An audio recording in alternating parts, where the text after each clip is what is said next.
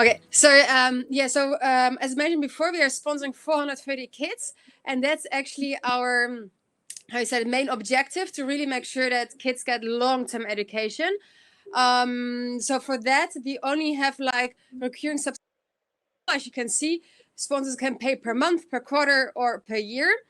And this is really like long term, because imagine if I would have, let's say, like a business or maybe even an individual person telling me like, hey, Stella, I'm interested in sponsoring 10 kids, but only for 1 year. I mean, then what's going to happen after this year? It would be extremely stressful for us if every single year we would need to, do another campaign and make sure that we get again enough sponsors in for those children. Plus also because our sponsorship is with individuals. So the fundraiser campaigns, for that one, we also accept like business donations and stuff. But the sponsorship, it's really like individual people, because we realize that, individuals, they're like much more committed and also build up like a stronger bond, like with the child they sponsor. So they really like, stay committed over several years. Most of our sponsors are with us 4 or 5 years, and they don't quit. And of course, with the recurring option, it's just the easiest thing for us.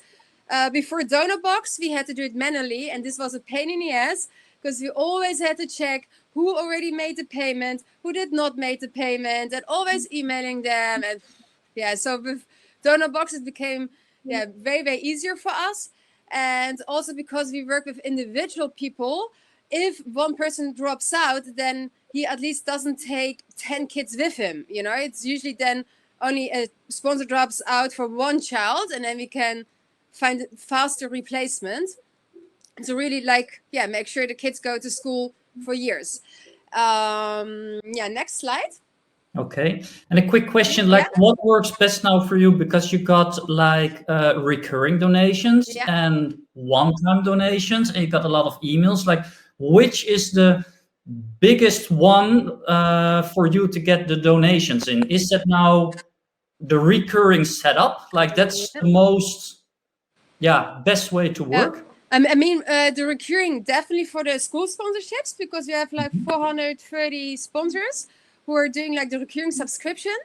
And then the great thing is, since those people are like, they get like regular updates from us. Whenever we do the one-time donations or the one-time fundraisers, they most of the time also participate. So you basically build up like a strong community network with the recurring donations. And because those people are already committed, whenever you need an extra donation, like right now because of the lockdown, to those people who are already recurring subscribers, and then you explain them like the urgent need of like a one-time extra donation. And then most of the time they're more willing as well to give this one-time donation. But of course you have to make a balance. Like, I'm not disturbing our sponsors every month with a new fundraiser campaign. So I really pay attention to only ask them for extra donations if it's really, really necessary. But they can also make extra donations for the children, which are one-time donations. Then we have our food program, which is mostly also recurring donations, because we really want to be sure that every single month the kids get food. And then again, if a business tells us, oh, Stella, we have 8,000 euros, great. Then I can give the kids food for, let's say, 4 months. And then after, it's not sustainable anymore. So we also have our small business programs where we really also invest in a mice field and things like that. It's not just one-time handouts, but also over there that the projects are becoming much more self-sustainable, and people really have things on the long term and not just a one-time relief. Nice one. Yeah. Nice. Yeah. Next slide. But then with the donations, of course, the cool thing is we have also we always encourage and motivate our long-term sponsors, to share our one-time donation fundraiser campaigns with their friends, which they often also do. So even, if you have people who are saying you know what, I don't want to become a long-term sponsor of 22 Stars because I want to sponsor to the, let's say, the forest project, then I want to sponsor to the water project. Some people, they like to donate to different charities. So then they will still be reached by our long-term sponsors. And sponsors are also our visitekaartje. How do you say that? little business card. Yeah, our ambassador, you know, because they have been with us for such a long time. So they're obviously also like the best people to explain to others, like, hey, I really trust this foundation because I've been a sponsor since 4 or 5 years. And as mentioned before, people can also come to Uganda and visit our projects. So many sponsors already came to Uganda. I think about 80 or 90, they already visited us. So they could also see in real life, like the impact. And then again, share like our donation campaigns. Wow, really cool. Yeah. So this is like, yeah, exactly explaining how sponsorship works. So yeah, you choose a child, pick a payment plan, you receive the sponsor certificate, and you get 3 times a year like the school reports and updates. And you can also interact with letters and extra gifts, things like that. And we actually keep like an Excel list spreadsheet, like Google spreadsheet, with a lot of information. So for example, name of the sponsor, but also name of the kid, when they started sponsoring, how much they're sponsoring. Then also regarding the child, certain information like what's their favorite color, their favorite school subject. Or regarding the sponsor, I sometimes make notes like, oh, I met this person at a conference, or this person is a friend of a friend. So whenever we are fundraising, we send out like emails using GMS, like Gmail, and then we make our emails like super specified. Because with the Google spreadsheet, you can, how you say it, like insert, you know, like the word from certain columns inside your email, like just like this first name, last name, and then our emails are like super, how you say that, customized, and we usually get a lot of positive feedback from our sponsors. Because if I just would say like, hi Terry, this is our new campaign, you would be like, okay, great. But if I'm saying like, hi Terry, how are you doing? Yeah, it was so nice to have met you like 1 year ago at the Nomad Cruise conference. Thank you for sponsoring child Rebecca. Her favorite color is pink, blah, blah, blah. She wants to become a doctor. Thanks to you, like she's on the way of this. And then I'm introducing like the fundraiser campaign. You know, and then so it's way more personal. Yeah, so then the sponsors also like, yeah, it feels really that like I'm really talking to them and not like I'm just sending out a newsletter or something. Yeah, and also Stella, what I really like about especially your homepage, and that's why we made a print screen here, and that's also an example for all the non-profits here today, is that it's so visual. So it is just how, what, why, and it's just in one like eye-catching nice thing to see, like what are the sponsors saying and like how does it work. Just make little simple steps, and this visual aspect, I think it's so important, instead of just having a lot of text, because people don't really read it anyway. So I think you did a great job here to make it visual and make it really clear to people how it actually work. So yeah, that's why we just added this slide here. It's a great example. Thank you. But you would be, by the way, surprised how many people still will not understand how it works. So I guess in the end, you just can't please everyone. And for a long time, I had my WhatsApp on my website, so people could immediately WhatsApp me if they wanted to sponsor a child. But then unfortunately, I got like too many crap on my WhatsApp, so I stopped it. But I guess even if your website is super, super clear, some sponsors, they also want like this personal connection with you and first email you and then get an email back and then only sponsor. Yeah. Really cool. And just a last question to you, Stella. Like, what is like in a nutshell your like experience? What you would like to give to other nonprofits here out of your experience? Like, do this. It's really like, build the community. It's really important. So mine would be really like build a community and really treat your donor sponsors like clients or customers, you know, and really like make sure that they are like the king and keep them, you know, because it's 10 times easier to motivate a current sponsor you already have to donate more than to find a new sponsor. So really, if you have a few sponsors, like keep them and also make use of their network and motivate them to also share about your organization. Yeah, lovely. Thank you so much. And I would like to say to everyone, please have a look at her website and especially her jewelry, because that's absolutely stunning. It sucks a bit at the moment. I have to really update it. Okay. But I will do that soon. Stella, thank you so much for your experiences. And we're happy to go to our next guest speaker. And that's Jan Willem. Perfect. Okay, great. Jan Willem, welcome, and thank you so much for willing to share your experiences. We got a couple of slides for you. And I also would like to say to all the other non-profits, if you have other questions for Stella or Jan Willem, we also got a chat function here. So if you would like to have like a chat with other people or write down your questions, in the end we will have a Q&A to answer all your questions. Jan Willem, I think we're ready for rock and roll. Do you have the function? Would you like to go to the slides, or would you like to do the same as Stella, that I click on the next one? What is your preference? No, let me do the slides. That's okay. Perfect. Okay, yes. Great. Yeah, go ahead. Thank you. Thanks, Terry, for inviting us to be here. And thank you, Stella, for your amazing message. Really cool to hear your passion behind it and how you organized it. I'm leading Jesus.net, which is an international network with, the slide says 85, but it's more than 100 Christian organizations at this moment. Working together, especially around people who are searching for the meaning of life. And we are trying to lead them into understanding what Christianity means. And then we help those people to grow in their faith and start to understand more about Christianity. And during this process, which we do now in 34 languages, we also invite people to start to donate. So everything is for free, but we give them opportunities to start to donate. So as Stella was also saying, our business model is fully based on donations.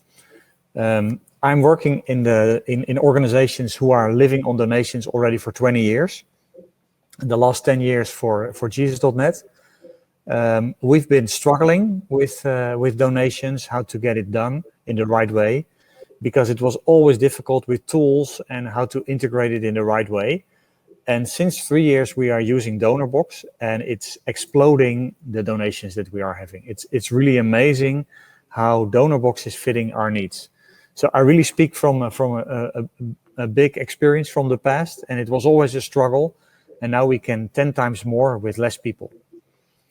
And I want to give you some really practical examples. I won't go too much in detail about what we are doing. If you want to know more, you can always connect to me. But I want to focus on what the meaning is of using Donorbox.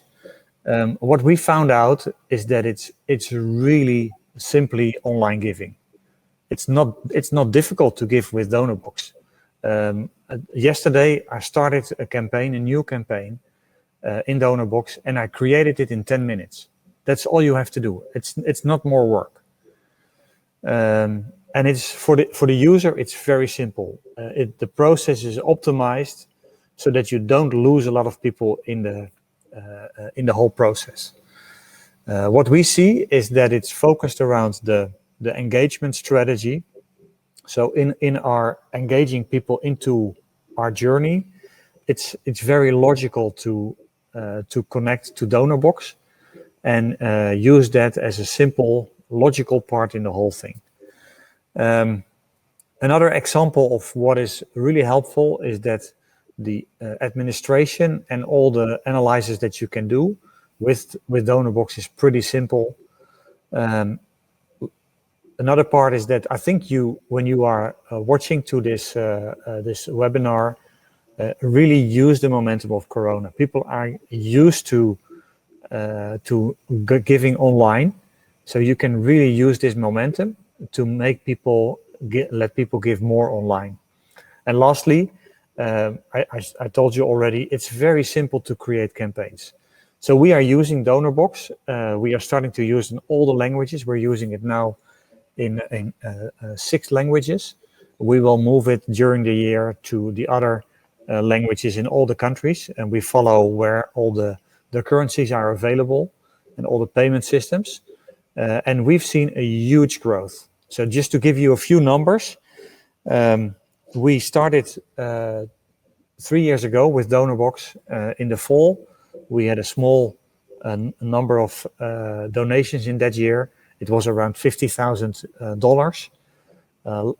Last year, we had $350,000 through Donorbox. Wow. And this year, we already have, until now, around 300,000 euros in Donorbox. And that's, of course, it has to do with the growth that we are doing as an organization, but also because we moved to use Donorbox. We've done quite a long research about what kind of tool we need to use. We used all kind of different tools in the past. We started to use Donorbox in English. 3 years ago, we did the research and we found it's really the best choice for us. It's very functional. We've seen that the financial growth is taking off. And what I really like about working with Donorbox, that there is a fast response from the developers. We've worked with other platforms, and it was really hard when you have a bug or something like that. You try to fix it, and it takes months and sometimes years before something is fixed. And we've seen with Donorbox, there's really a fast track to repair things and to respond to what we're doing. Last year we made the change or this year we made the change to the Dutch situation. Until last year, it wasn't so easy to integrate everything for the Dutch situation. But now Ideal is added to the payment systems, and now it's really easy to implement it and to replace. We are using Molly now as a system, and we are replacing everything to Donorbox. Some advantages to share with you. Donorbox is really focused on getting a better user experience. Second, the way it's set up is really giving more donations. And thirdly, the administration is not so much as it was before. And some extra things, there is this option of covering donation costs. I'll show you year-end receipt and some campaigns. User experience is really, really important. I think that's what Terry already shared, that with the previous speaker, to show that it's important that your website is clear and that all the steps are clear. And this is maybe a well-known picture, the frog behavior model. When it's easy to do and people don't have a big motivation, you can get much more people to be activated. And that's why it's so easy to integrate Donorbox into your system, into your website, and it's very intuitive. By the way, I didn't mention that in this presentation, but we are connecting Donorbox to Salesforce, so we integrate all the financial aspects, we integrate into our CRM system. We've seen that there is an easy way of getting more income. Before we used Donorbox, we had a form to fill in, and people had to fill in the numbers, and then you see all the fields below, and you need to fill in your name, your account numbers, your address, everything. And we know by experience that that's pushing off people. By having this simple page, you can choose for one-time donation or monthly, fill in the number. In fact, people already made their decision to donate. So by using this example of Donorbox, if you click next, then you will see the payment method. And we've seen that when people already start to give the number and the monthly or not, automatically, or a much higher percentage of the people finish this whole process. If you have everything on one page, the percentage of people that you're losing is much higher. And we found out that there is 30% more donations because we are using this way of implementing Donorbox. And what you see here in the bottom, I don't know if you see my mouse, but you see optional to pay for the costs that are included for the transfers, etc. We've seen that a lot of people are clicking that button so that you don't have to cover those costs as an organization. We've also seen that less time is needed. We had one guy doing our administration, and it took him 2 days a week to deal with all the donations. And now it's really a few hours per month that he's working on it. The admin function of Donorbox is very easy and very simple to use. The thank you messages that Donorbox is sending to every donation, it's so helpful, and people are pleased by it because it's you make the donation and you have a nice letter to thank you for that. The reminders are working very well. In the past, we had often that the credit card is over time, but Donorbox is reminding you, and we see that most people are then changing the credit card on time. And what I like to show you later, also the year-end receipts are really a blessing. Some other extras, analyzing the data. There is a CRM inside of Donorbox that is very helpful to show you what kind of people are giving monthly or in another way, which kind of regions, what kind of currencies. It's easy to create new projects, as I shared before. And it's very easy to add information about newsletters, feedback to people. And of course, having multiple currencies is very helpful. I don't know if that means a lot for you, but we are active in many countries, so having all those kind of options really helps us a lot. I'll give you a few examples because the time is short. Most of the time we are looking for donations. This is a paid version. We did a paid product. So when people are in the process, we offer them an audio guide for 21 days of listening to God's voice. And we gave people options to pay $47 for it. If they want to pay double, or 97 is when they bless someone else. There is also a custom field. They can fill in their own field because we don't want that finances are a hindrance for them. And even if people didn't want to or didn't have the opportunity to pay, they could send us an email and we would send it to them. This was a small campaign, and here you see the results. We got almost $50,000 coming out of that, with all kind of different currencies. And after the campaign, we did a satisfaction measurement, and we had 98% of the people were satisfied about the whole process, including the donation thing. Give you a second example. We are starting in Portuguese. It's a difficult language because the banking system is not so well connected. Everyone warned us, don't think it will really work out and doesn't have any sense to do that with Donorbox. We just tried it. And even with a small amount of people that we had in that country, we had 15,000 Brazilian dollars out of that. And we see that it's really working. So maybe not all local currencies are available, but it really helps you to be available and have something like this in the language available. And that's the easy thing of Donorbox. You create a campaign, and you can test if it's working. Last year, we did altogether, I think, about 50 different campaigns in the different languages. So we're testing a lot to see if things are working. Recently, we did a Spanish monthly campaign. So we offered people a product that they could receive if they started to give us on a monthly basis. And we were very surprised by the results. We had expected about $1,000 on a monthly basis, but as you can see, it's more than $3,000 on a monthly basis, and coming from all different currencies. Just imagine you have to do something like that with another tool. That's really hard. It's all included in Donorbox.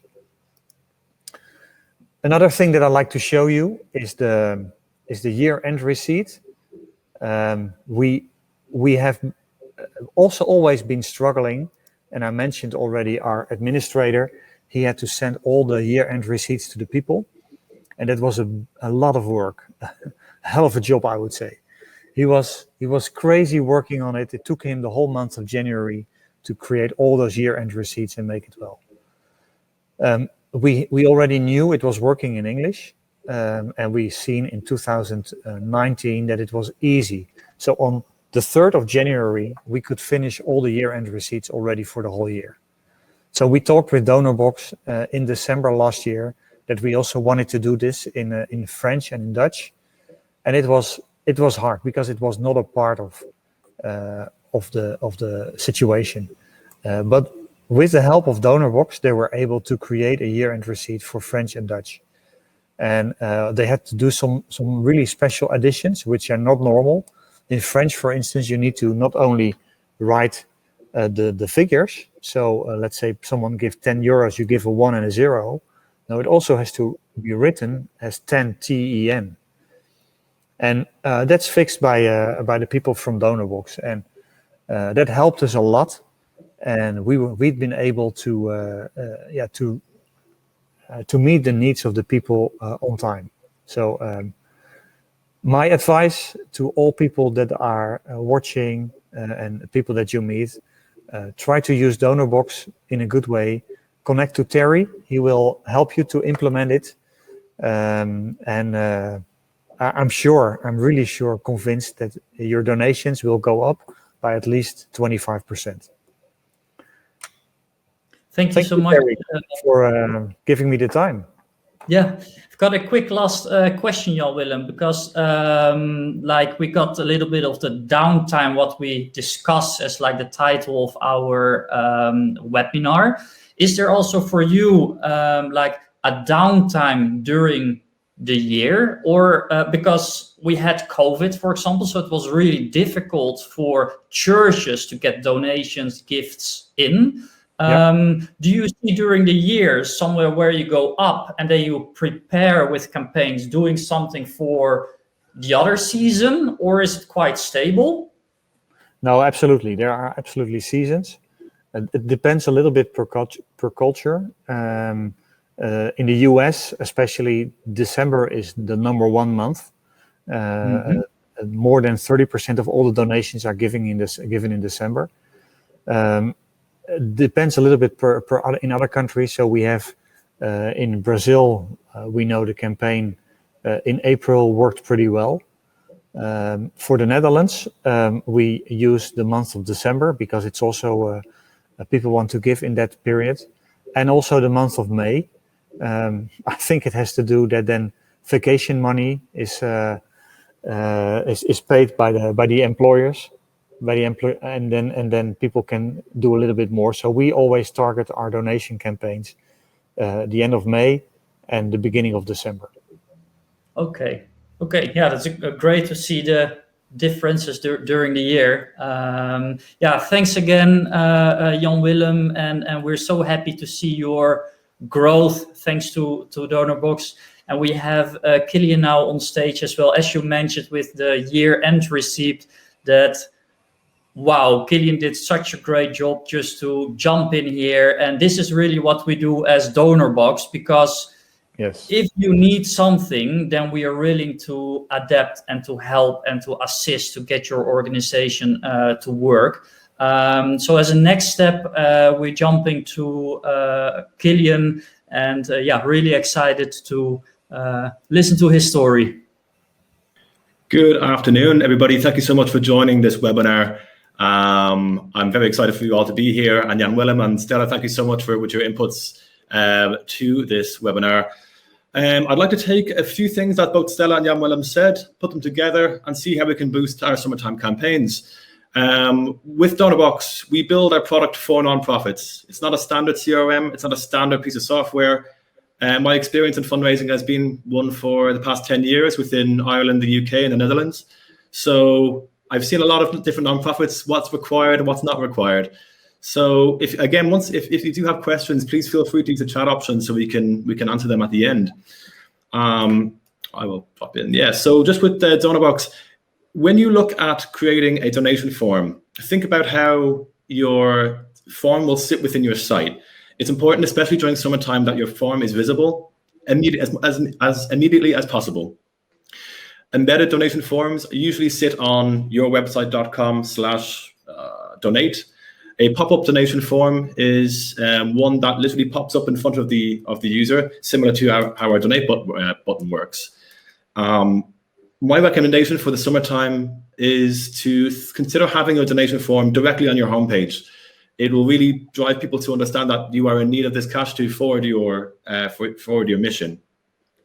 Pop-up donation forms, and especially crowdfunding campaigns as well, are getting more and more popular throughout the summertime. In the Netherlands, and especially within Northern Europe, crowdfunding campaigns are starting to take off in a similar trend to that of the US. So one of our features is actually a crowdfunding option that might be worthwhile to set some goals and to post this on your donation or on your website. So with the options that we have, we also offer a donation wall where your donors can interact with your fundraiser to post their comments about your mission, to say thank you to you, to give you some feedback. It's all available within the donation wall. The goal meter is also available to show at the top of your form to say you started at 0 and now you're at 1,000, 2,000 euros.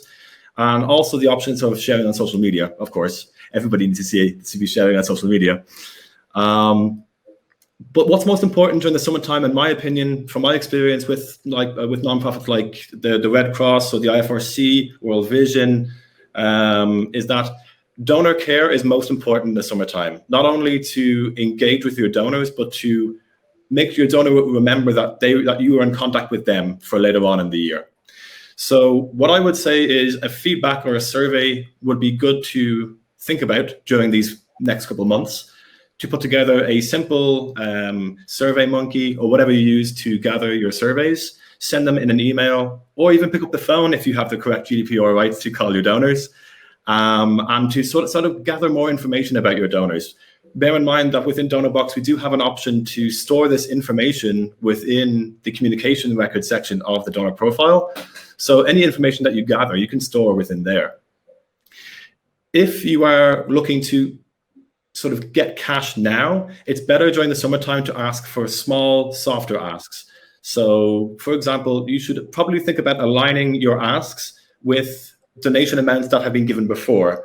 Once again, in Donorbox, I'm sure you've probably seen it before, but you can export your donor history and donation history so you can ask for the right amount of money. For example, if I have given to your nonprofit 3 times in the past year for 20 euros each time, I would probably ask for 20 to 25 euros again. Nothing too extravagant, just at the same level as was happening before.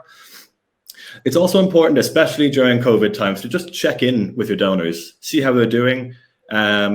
One thing that I've learned is that a phone call for older donors goes a long way in donor care.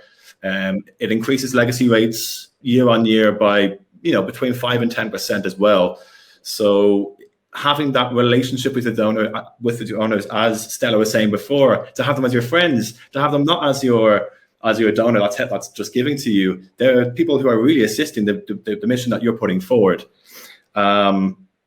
When you are checking in with your donors as well, you can also, of course, ask them more information about what they're more interested in, what's best for them, what new communications do they want to receive. I'm sure as fundraisers, you know as well that one of the most difficult things is to figure out which emailings or direct mailings to send. So this is the opportune time to clean up your database at this point and to have a more standardized and personalized service for your donors. That kind of leads me on to my next point here. Show that you appreciate them. These are people that are helping you with your mission. You want to reach out to them on the phone and give them a big hug, right? So this is absolutely crucial to communicating with your donors on a person-by-person level. And also, depending on your mission, but I found that 9 times out of 10, keeping the conversation with your donors as colloquial as possible, as basic as possible, and not to use extravagant terms or words that are not familiar with the donor. Absolutely crucial.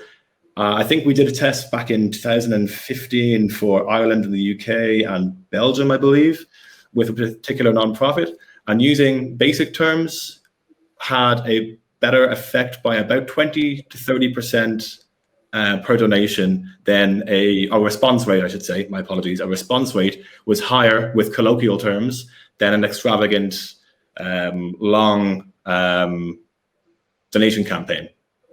So keep the conversation colloquial, keep it snappy, and just keep it friendly, really. Crucial as well for the summertime.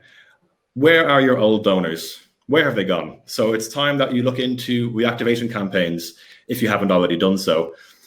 Email, call, or mailing lapsed donors to see if they can continue their old donations is crucial at this point. You may not have heard from them for a long time. Maybe they've opted out, so you can't use them anymore. But for those who you still have permissions for, who have given relatively decent amount of money, let's say 20 euros plus per month, it's time to give them a call. It's time to send them an email to see if they want to come back on board to assist you further. With the ask amounts for these particular donors, it's better to have a fraction of what they previously gave. So for example, if a person gave 30 euros per month, let's start at 10 euros per month to ask them, can you come back on board for 10? And then we can start into the upgrade side of things later on. It's also important to reassure the donor that they are part of the family, that they're part of the group. So when they give this 10 euros per month, 250 of it is going to what? The 5 euros going where? So to have those crucial pieces of information ready before you communicate, let's say if it's an instant communication like a phone call, massively essential, so they can see penny by penny where the funding is going. Because as we all know, transparency is key within the charity sector, so we need to be able to provide that immediately. My second recommendation as well for a summertime campaign are upgrade campaigns. I proudly did a campaign within Ireland for 1,000. We contacted 10,000 donors, and we got an average of €1.50 per person in upgrades. So, for example, that converted then into 1,500 euros in extra income per month from a call campaign that barely took us maybe a month to do. So, in the long term, after year one, the returns are well worth the investment for an upgrade campaign. Typically, upgrade campaigns you should ask for between 10 and 20%. If the campaign is quite a big, like real estate project or a larger project overseas, 30% is usually okay too. But with all that, regardless of, and I'm going to keep saying it, it's important to inspire your donors. Ensure that they are aware of your goals and ensure that they are aware of how they are helping penny by penny. So with that, I think we will follow on now with a quick Q&A. Terry, is that okay with you? Yeah, perfect. Are there any people who have questions, or like we obviously got the chat? Please drop some questions here, or if people are like, yeah, it's all clear, that we have a follow-up later with you. Are there people who questions? And in the case that there is not, myself and Terry are going to follow up with you guys this afternoon with a video just to conclude this webinar with some helpful presentations too on how to boost your fundraising during the summertime. And also, if you wish to have a 30-minute session with myself and Terry to analyze how your campaigns are progressing for the past, even if before it was before you used Donorbox into now, we can do a full analysis of how your campaigns are progressing. So that is possible. So what we are going to do is then send you an email with a link to book a slot with us, and then you're more than welcome to join us for a conversation. That's a great one. I assume that things were clear then, Terry. I think so. And Yes. But again, thank you so much, Stella and Jan Willem, to joining us today. And yeah, we're really looking forward to have like a private session with you. Killian and I will have a call with you, and that's really great because I am local Dutch, and Killian has all the experiences in the product side of Donorbox. So we're really keen to help you and to optimize your fundraising campaigns. I think last but not least, let's share our Dutch video, and then we I think that we're done. Like we are almost done with an hour. Perfect.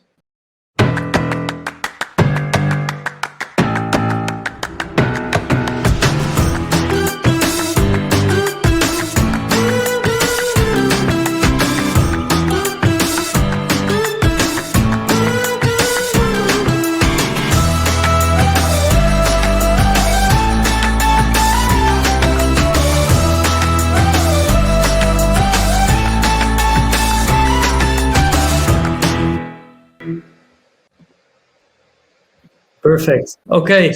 Thanks, everyone, and have a great afternoon, and hope to speak to you soon again. Thank you. Okay. Cheers. Bye-bye. Bye-bye.